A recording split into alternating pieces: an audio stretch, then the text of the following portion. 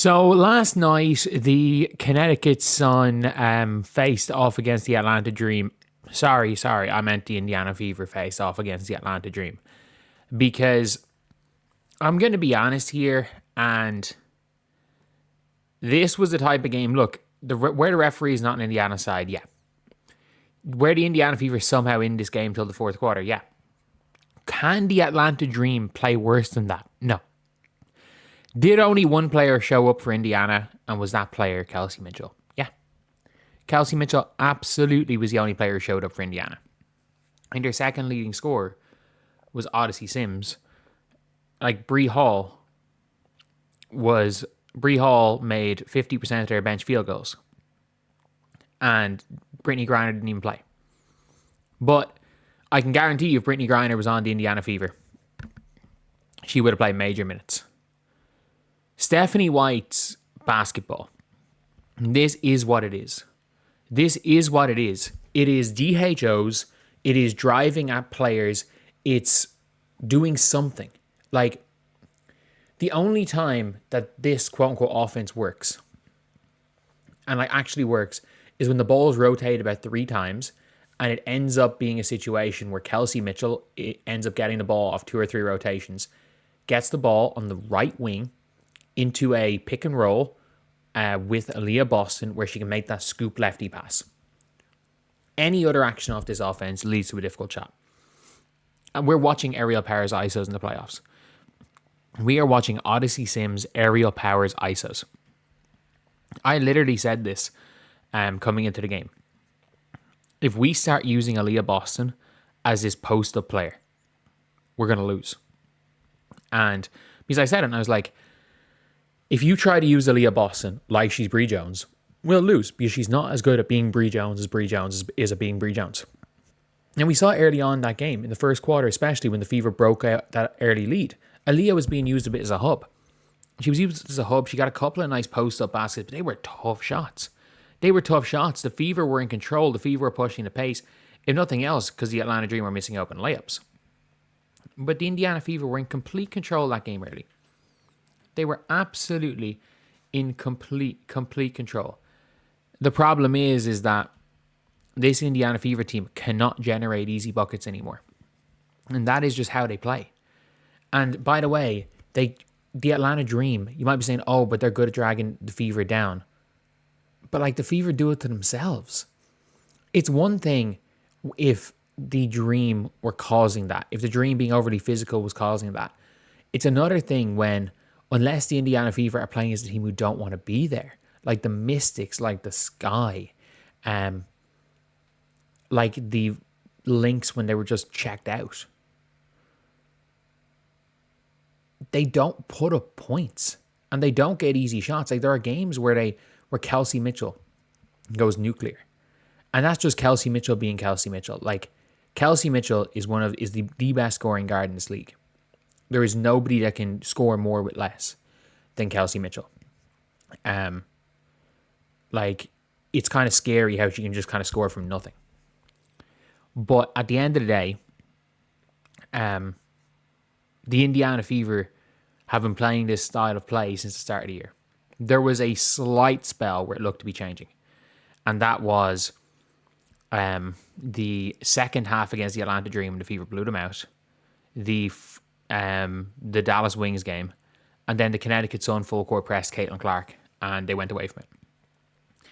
The Atlanta Dream, literally, every time the Atlanta Dream adjusts their defense or their offense, not even adjust their defense, if they start attacking someone on offense, they get subbed off. If they adjust their defense and they're leaving a specific player open, that player doesn't seem to get subbed off, and the Indiana Fever's offense doesn't seem to know how to react. Like Natasha Howard was a non-factor. Like she was a non-factor with 5 points. Bree Turner might be the worst offensive professional basketball player in the world.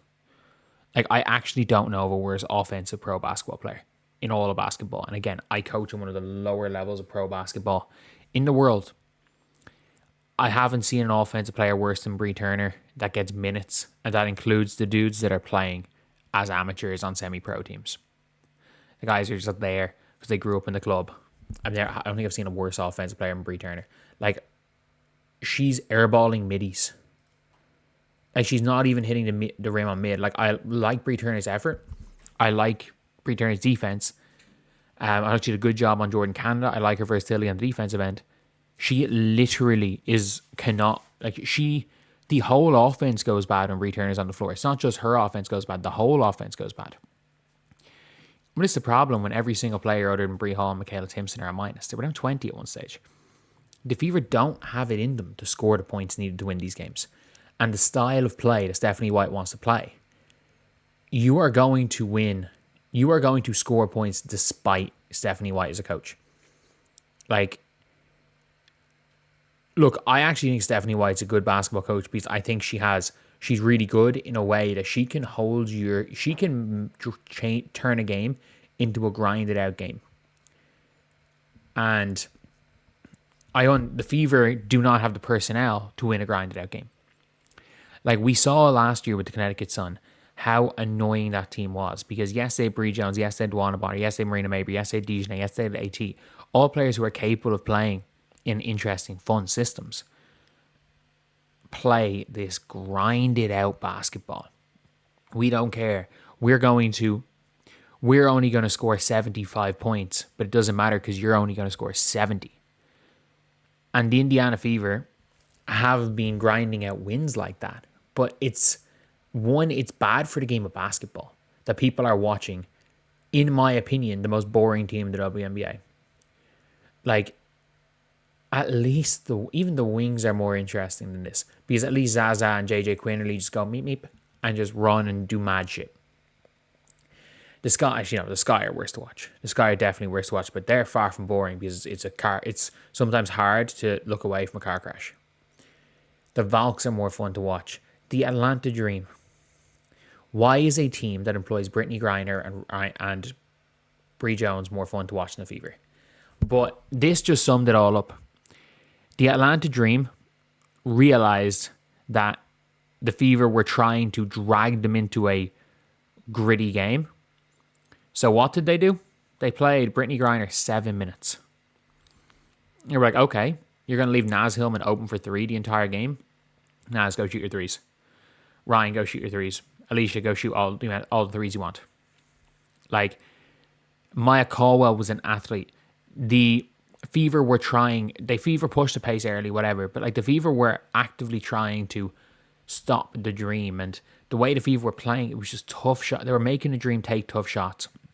They were taking tough shots themselves. It was just an ugly basketball game. And the Dream were like, you know what? We're not going to slow it down. We're going to just shoot. We're going to start running. We're going to shoot. We're going to play. We're going to move the ball fast. And like, we just got outplayed. As in like, not outgrinded, not out-tacticked. We got outplayed, as in the Dream took the game to us. This is the Atlanta Dream. The Indiana Fever last year were, look, I mean this when I say this, the Indiana Fever mentally are super tough, resilient, all of that stuff. I think what they've done this season is incredible, their togetherness. But tactically, they don't take it at teams anymore. Other than a sleepwalking Minnesota without Fee, late in the season, a Washington Mystics team who didn't want to be there, a Sky team who didn't want to be there, they aren't taking it at teams when in games that matter. Like, they won a Commissioner's Cup by daring Minnesota to shoot, and Minnesota couldn't hit a shot. They are trying, basically, to win against the Atlanta Dream by praying the Atlanta Dream score 70 or less points. That is their goal, is they want to hold the Dream to less than 70. And I don't think the Fever have the personnel to do it. I don't think Fever are going to do it.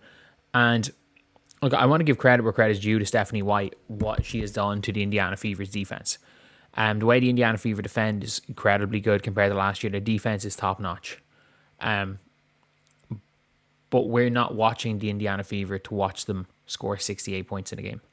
And they had 58, I think, earlier in the year against this team right here.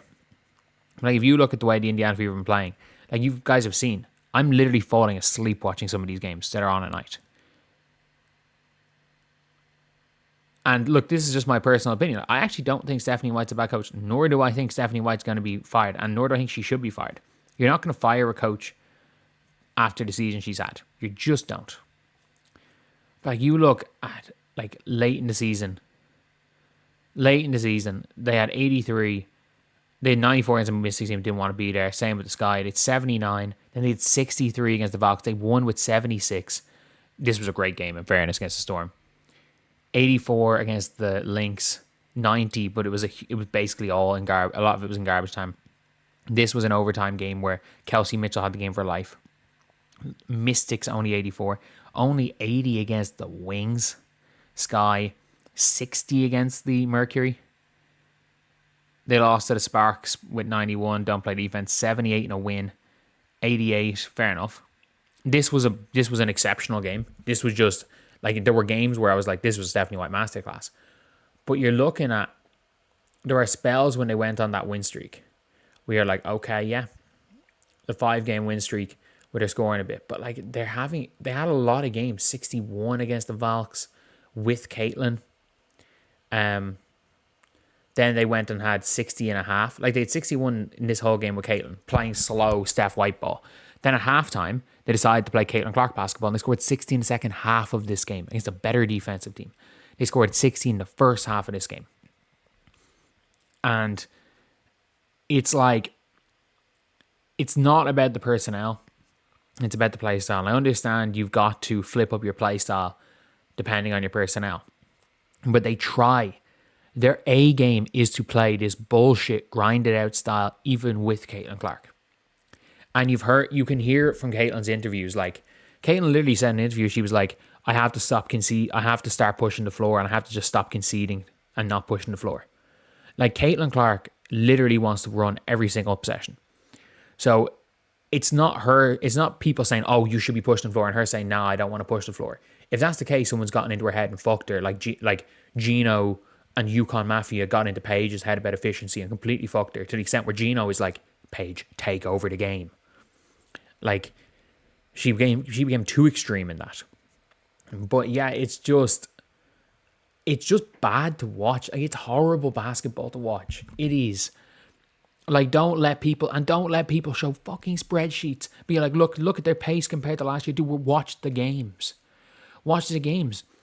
Like, if you look at how the Fever played last year, they would concede a basket, and suddenly within a half a second, someone's inbounded to Caitlin. There's a runner.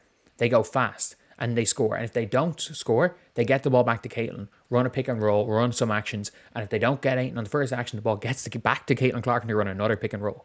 So this year, you can either run. Last year, it was a lot of running, and then a lot of slow half-court sets where if something didn't go on, maybe Caitlin would run 2 pick and rolls in an offense, and it would take 18-second offense. Whereas this year, there's less fast breaks, and there's more 12-second offenses, which makes the pace stat look good, because the ball hits Kelsey Mitchell's hands, she just goes dribble, score.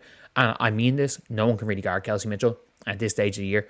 Don't blame her for it. But like, that can skew pace stats massively. But yeah, it's a weird one. It's a really weird one watching what was the best show in basketball become the most boring team in the playoffs. And that is a coaching and stylistic issue. So anyway, I'll see you guys.